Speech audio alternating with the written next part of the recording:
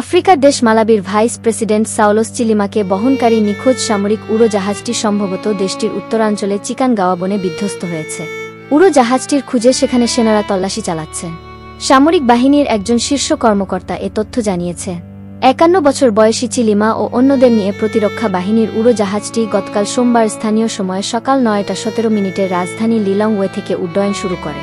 গন্তব্য ছিল ৩৭০ কিলোমিটার দূরে মজুজু শহর, কিন্তু প্রতিকূল আবহাওয়ার কারণে নির্দিষ্ট সময়ে উড়োজাহাজটি গন্তব্যে অবতরণ করতে পারেনি।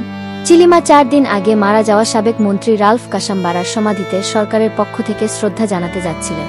উড়োজাহাজটিতে চিলিমা ছাড়াও মালাবির সাবেক ফার্স্ট লেডি শানিল দিজিম বিরিসহ মোট ৯ জন ছিল। তারা সবাই দেশটির সাবেক একজন মন্ত্রীর অন্ত্যেষ্টিক্রিয়ায় যোগ দিতে যাচ্ছিল।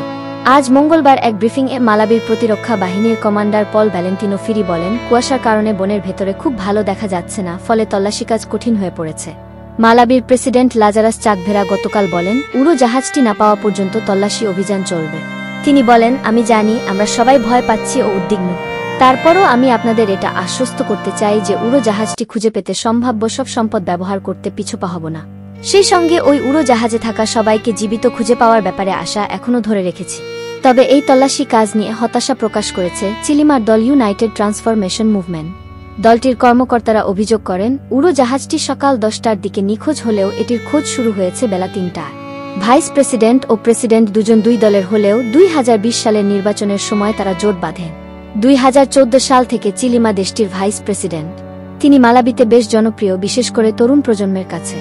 সরকারি চুক্তি পাইয়ে দেওয়ার বিনিময়ে তিনি অর্থ গ্রহণ করেছিলেন এমন অভিযোগে ২০২২ সালে তিনি গ্রেপ্তারও হয়েছিলেন। গত মাসে আদালত তার বিরুদ্ধে আনা অভিযোগ বাতিল করেন।